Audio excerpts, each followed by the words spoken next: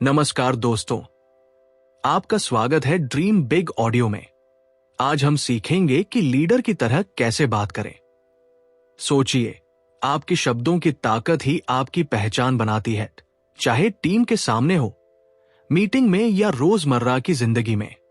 इस video audio में हम जानेंगे कि कैसे अपनी भाषा, आत्मविश्वास और अंदाज से आप दूसरों को प्रभावित कर सकते हैं और एक सच्चे लीडर की तरह बोल सकते हैं। तो चलिए शुरू करते हैं। नमस्ते, आज हम शुरुआत कर रहे हैं लीडरशिप की बात से।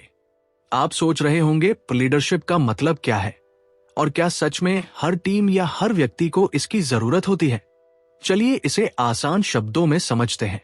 लीडरशिप असल में सिर्फ किसी को आदेश देने या फैसला लेने का नाम नहीं है। यह उस क्षमता का नाम है जो आपको और आपकी टीम को बेहतर बनाने, मार्गदर्शन देने और प्रेरित करने में मदद करती है। मतलब, लीडर वही नहीं जो कहे तुम करो, बल्कि वह जो कहे हम मिलकर करेंगे। अक्सर लोग लीडर और मैनेजर को एक ही समझ लेते हैं, लेकिन फर्क बड़ा है। मैनेजर काम को संगठित और नियंत्रित करता है, वह टाइमलाइन, बजट और नियमों का ध्यान रखता है। लीडर लोगों को प्रेरित और मार्गदर्शित करता है, वो विश्वास और जुनून पैदा करता है। सोचिए, अगर आपके पास एक टीम है और काम सिर्फ समय पर पूरा होना चाहिए तो मैनेजर काम करवा सकता है। लेकिन अगर आप चाहते हैं कि टीम अपने सर्वश्रेष्ठ प्रदर्शन के लिए खुद उत्साहित हो, नए आइडियाज लाए, मुश्किल परिस्थितियों में भी लड़ती रहे, तो ये लीडरशिप का काम है। अब सवाल आता है, आखिर लीडरशिप क्यों जरूरी है? सबसे पहला कारण दिशा देना। बिना लीडर के टीम बस इधर उधर भागती रहती है।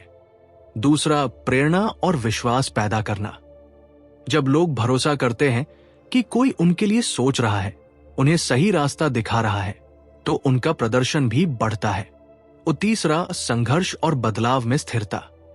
जिंदगी और काम में हमेशा बदलाव आता है, मुश्किलें आती हैं। लीडर ही वो होता है जो टीम को संभालता है और रास्ता दिखाता है। संक्षेप में कहें, लीडरशिप सिर्फ पद का नाम नहीं, बल्कि एक भावना, जिम्मेदारी और क्षमता है जो लोगों को जोड़ती है, उन्हें प्रेरित करती है और लक्ष्य तक पहुंचाती है। अब हम बात करेंगे एक लीडर की भाषा की। सोचिए, आप किसी टीम मीटिंग में बैठे हैं। एक व्यक्ति बोलता है और सब उसकी बात समझते ही नहीं। वही दूसरा बोलता है और सब न सिर्फ समझते हैं बल्कि प्रेरित भी हो जाते हैं। फर्क क्या है? यही फर्क है लीडर की भाषा और आम बातचीत में। एक लीडर की भाषा सिर्फ शब्दों का मेल नहीं, बल्कि विचार, भावना और उद्देश्य का संगम होती है। चलिए इसे 4 मुख्य विशेषताओं में समझते हैं। सबसे पहली और महत्वपूर्ण चीज है स्पष्टता। लीडर अपनी बातों को ऐसे रखते हैं कि कोई भ्रम ना हो।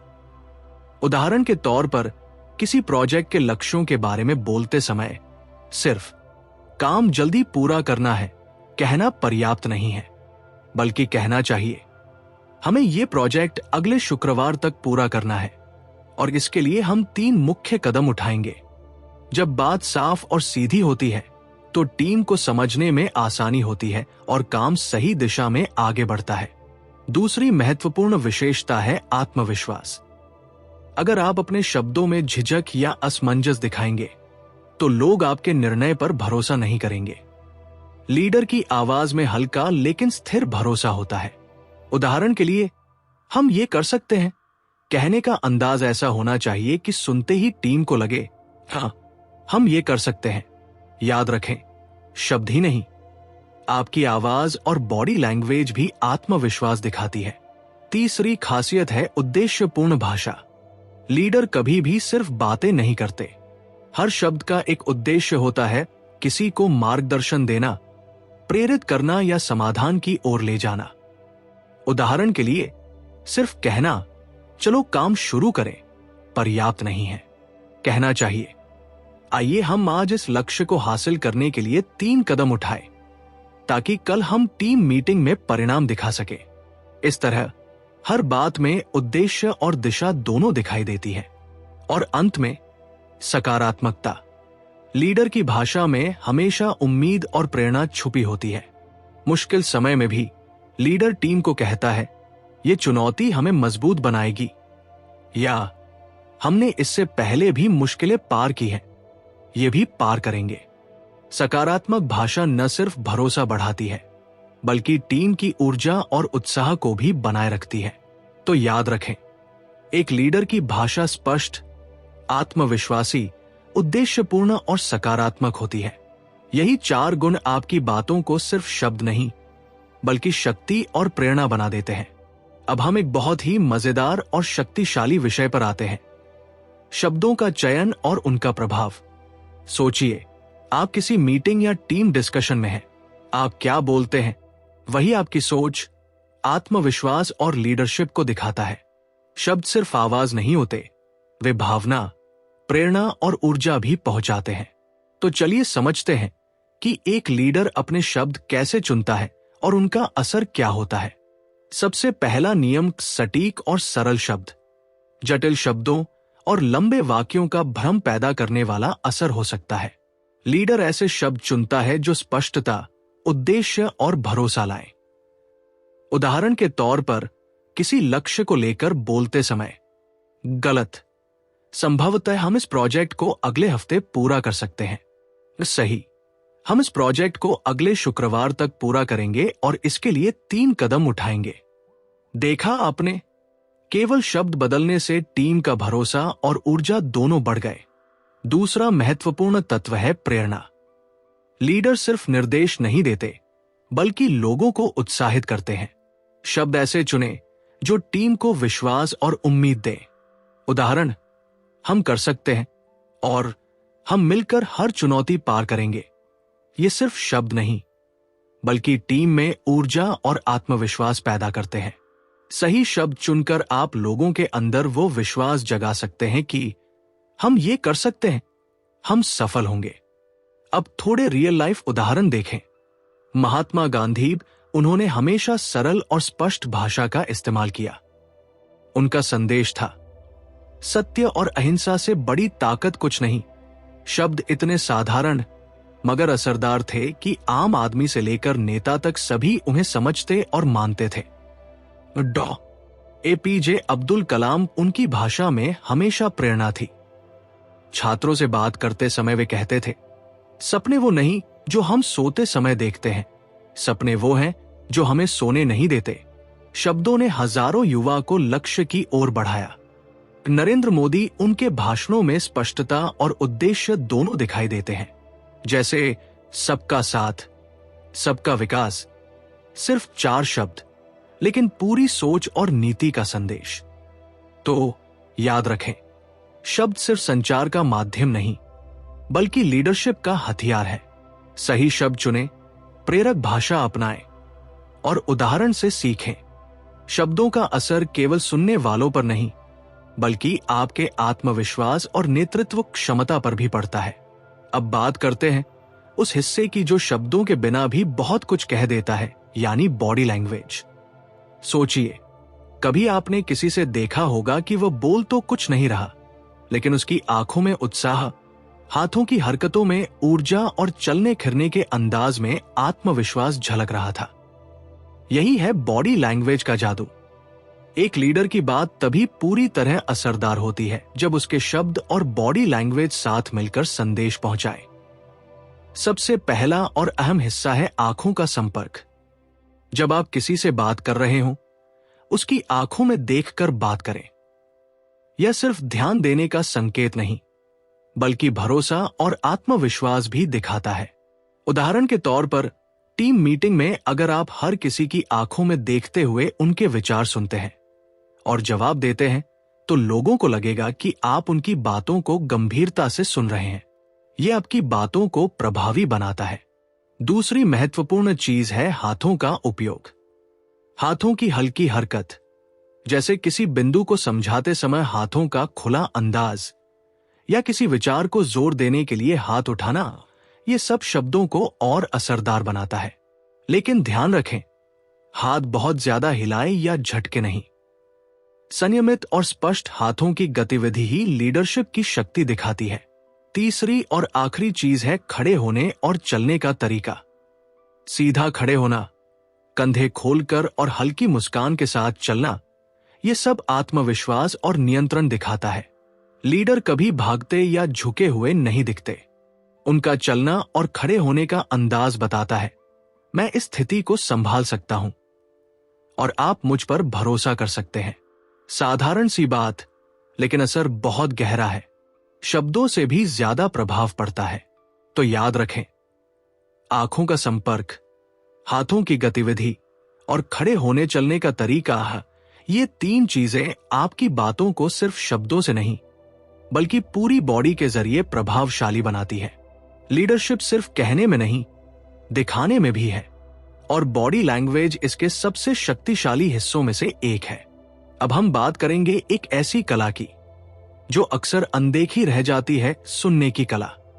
बहुत लोग सोचते हैं कि लीडर वही है जो सही दिशा में बोलता है, फैसले लेता है और आदेश देता है। लेकिन असली लीडर वही है जो सिर्फ बोलने वाला नहीं बल्कि सुनने वाला भी होता है। क्यों? क्योंकि सुनकर ही आप समझ पाते हैं टीम के लोग क्या महसूस कर रहे हैं, उनकी चुनौतियां क्या है और कैसे उन्हें बेहतर मार्गदर्शन दिया जा सकता है। लीडर का पहला नियम ध्यान से सुनना। जब कोई टीम में बात कर रहा होता है, लीडर सिर्फ अपने जवाब की तैयारी नहीं करता, वो सुनता है, समझता है और महसूस करता है। उदाहरण के तौर पर, मीटिंग में कोई कर्मचारी कहता है, हमें इस टास्क को पूरा करने में मुश्किल हो रही है। सिर्फ ठीक है, इसे पूरा करो कहने की बजाय लीडर पूछ सकता है, समस्या कहां रही है, क्या हमें कोई मदद चाहिए। बस ये छोटा सा बदलाव सुनना और समझना और टीम के लिए बहुत बड़ा फर्क पैदा करता है। अब बात करते हैं एक्टिव लिसनिंग की। इसका मतलब है सुनना सिर्फ कानों से नहीं बल्कि पूरा ध्यान और समझ लगाकर। कुछ आसान तरीके। आंखों से संपर्क रखें, यह दिखाता है कि आप पूरी तरह ध्यान दे रहे हैं। शरीर और हाव भाव से प्रतिक्रिया दें, सिर हिलाना, हल्की मुस्कान या हाथों का खुला अंदाज। सवाल पूछें और दोहराएं, जैसे तो आप कह रहे हैं कि हमें और समय चाहिए। इससे सामने वाले को लगेगा कि आप सच में सुन रहे हैं। सुनकर निर्णय ले। सुनना सिर्फ समझने के लिए और फिर सही निर्णय लेने के लिए। याद रखें, सुनना सिर्फ शिष्टाचार नहीं बल्कि लीडरशिप की ताकत है। जो बेहतर सुनता है वही बेहतर मार्गदर्शन और प्रेरणा दे पाता है। तो संक्षेप में, एक लीडर सिर्फ बोलकर नहीं बल्कि सुनकर भी नेतृत्व करता है। ध्यान से सुनना, एक्टिव लिसनिंग करना और समझकर प्रतिक्रिया देना, ये आदतें आपकी टीम को जोड़ती है और आपकी बातों को और असरदार बनाती है। अब हम बात करेंगे उस क्षमता की जो किसी भी लीडर को सिर्फ अच्छा बोलने वाला नहीं बल्कि सच्चा प्रेरक और मार्गदर्शक बनाती है, यानी भावनात्मक समझ या इमोशनल इंटेलिजेंस। सोचिए, आप किसी टीम मीटिंग में हैं, आप सही शब्द बोल रहे हैं, लेकिन अगर सामने वाला खुद को समझा हुआ महसूस नहीं करे तो आपका संदेश खो जाएगा। यही वजह है कि भावनात्मक समझ बेहद जरूरी है। सबसे पहला कदम है सावधानी से सुनना और महसूस करना। सिर्फ शब्दों पर ध्यान मत दे बल्कि भावना, टोन और हाव भाव भी पढ़े। उदाहरण के लिए, कोई कह रहा है, मैं इस प्रोजेक्ट के बारे में थोड़ा परेशान हूं। सिर्फ ठीक है, काम कर लो कहना पर्याप्त नहीं। सही प्रतिक्रिया होगी, मैं समझ सकता हूं, यह चुनौती बड़ी है, क्या हम मिलकर समाधान ढूंढे। ये छोटे छोटे संकेत पकड़ने की कला है जिससे सामने वाले को लगे कि आप उनकी चिंता को समझ रहे हैं और साथ हैं। दूसरा अहम पहलू है सहानुभूति और समझदारी की भाषा।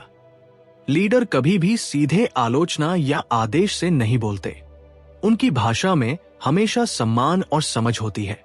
उदाहरण, गलत, ये काम ठीक से क्यों नहीं हुआ। सही, मैं देख रहा हूं कि इसमें मुश्किल हुई, आइए समझें और अगली बार इसे बेहतर करें। इस तरह की भाषा से टीम में डर नहीं बल्कि भरोसा और प्रेरणा पैदा होती है। याद रखें, भावनात्मक समझ का मतलब सिर्फ दूसरों की भावनाओं को जानना नहीं बल्कि उनके अनुसार अपनी बातों और दृष्टिकोण को ढालना है। तो संक्षेप में, को भावनात्मक समझ, सुनना प्लस महसूस करना प्लस सहानुभूतिपूर्ण भाषा। जब आप ये अपनाते हैं तो आपकी बातें सिर्फ शब्द नहीं बल्कि भावना, भरोसा और प्रेरणा बन जाती है। लीडर वही सफल होता है जो टीम की भावनाओं को समझे और उसी के अनुसार अपनी भाषा और दृष्टिकोण अपनाए। अब हम बात करेंगे उस कला की जो हर लीडर की सबसे बड़ी ताकत होती है, टीम को मोटिवेट करना। सोचिए, आप किसी टीम मीटिंग में हैं। आपका एक शब्द किसी सदस्य का मनोबल बढ़ा सकता है और एक गलत शब्द उसे हतोत्साहित भी कर सकता है। इसलिए यह जानना जरूरी है कि कब, क्या और कैसे बोलना है। पहला पहलू है सकारात्मक तरीके से आलोचना करना। लीडर कभी सीधे किसी की गलती पर हमला नहीं करते। उनकी आलोचना हमेशा रचनात्मक और समाधान केंद्रित होती है। सबसे पहले बात करते हैं आलोचना की। लीडर कभी सीधे गुस्से या आरोप में प्रतिक्रिया नहीं देते। उनकी बात हमेशा सहानुभूतिपूर्ण और समाधान केंद्रित होती है। वे चुनौतियों को देखते हैं और टीम के साथ मिलकर सुधार का रास्ता तलाशते हैं। इससे टीम न डरती है, न बुरा मानती है, बल्कि सीखने और आगे बढ़ने के लिए तैयार रहती है। अब बात करते हैं सही तारीफ करने की कला की। लीडर सिर्फ कुछ शब्दों में तारीफ नहीं करते। उनकी तारीफ हमेशा विशेष और उद्देश्यपूर्ण होती है। ये टीम के लिए सिर्फ अच्छा महसूस कराने की बात नहीं बल्कि प्रेरणा और आत्मविश्वास भी देती है। तो याद रखें, टीम को मोटिवेट करना मतलब सिर्फ उत्साहित करना नहीं है। ये सकारात्मक आलोचना और उद्देश्यपूर्ण तारीफ का सही संतुलन बनाना है। जब आप सही तरीके से बोलते हैं, टीम न सिर्फ बेहतर प्रदर्शन करती है बल्कि आपके साथ जुड़ी रहती है। अब बात करते हैं कठिन परिस्थितियों में लीडर की भाषा के बारे में। टीम ने कोई प्रोजेक्ट खो दिया हो या किसी निर्णय पर विवाद हो रहा हो। ऐसे समय में आपकी भाषा तय करती है कि टीम हताश होगी या नए जोश के साथ आगे बढ़ेगी। असफलता के समय लीडर हमेशा शांत और समाधान केंद्रित रहते हैं। वे चुनौतियों पर ध्यान देते हैं और टीम के साथ मिलकर सुधार का रास्ता तलाशते हैं। मुश्किल निर्णयों के समय भी लीडर स्पष्ट और उद्देश्यपूर्ण रहते हैं। वे बताते हैं कि निर्णय क्यों लिया जा रहा है और इसका लॉजिक क्या है। इस तरह टीम में भरोसा, समझ और सहयोग पैदा होता है। अब बात करते हैं कहानियों और अनुभवों की ताकत की। छोटी, प्रेरक कहानियां अक्सर लंबी स्पीच से ज्यादा असर करती हैं। लीडर अपनी बातों में हमेशा ऐसे किस्से और अनुभव जोड़ते हैं जो टीम को समझाते हैं और प्रेरित करते हैं। ये कहानियां टीम में उम्मीद और उत्साह जगाती हैं। कुछ प्रसिद्ध लीडर्स के अनुभव देखें। गांधी जी ने हमेशा साधारण उदाहरणों के जरिए बड़ी बातें समझाई। उनके अनुभवों से लाखों लोगों को प्रेरणा मिली। डॉ. एपीजे अब्दुल कलाम ने हमेशा संघर्ष और सफलता के अनुभव साझा किए। ये सुनकर हर युवा प्रेरित होता है। नरेंद्र मोदी अपने भाषणों में व्यक्तिगत अनुभव और जीवन की सीख साझा करते हैं। इससे संदेश सिर्फ शब्द नहीं बल्कि अनुभव और प्रेरणा बन जाता है। तो याद रखें, प्रेरक कहानियां और अनुभव आपकी भाषा में जादू भरते हैं। वे टीम को जोड़ते हैं, प्रेरित करते हैं और आपके संदेश को हमेशा यादगार बनाते हैं। दोस्तों, आज हमने जाना कि लीडर की तरह कैसे बात करें। शब्दों का सही चयन, आत्मविश्वास, स्पष्टता, सकारात्मकता, बॉडी लैंग्वेज, सुनने की कला, भावनात्मक समझ और प्रेरक कहानियां, ये सब मिलकर आपकी बातों को असरदार बनाते हैं। याद रखें, ये सिर्फ तकनीक नहीं बल्कि अभ्यास और समझ का खेल है। हर दिन थोड़ी मेहनत और ध्यान से आप भी अपनी टीम और अपने आसपास के लोगों पर सकारात्मक प्रभाव डाल सकते हैं। अगर आपको ये ऑडियो बुक पसंद आया तो ड्रीम बिग ऑडियो को सब्सक्राइब करें, लाइक और शेयर करें और कमेंट में बताएं कि अगली बार आप किस टॉपिक पर सुनना चाहते हैं। धन्यवाद और हमेशा सपने बड़े देखें। Dream big.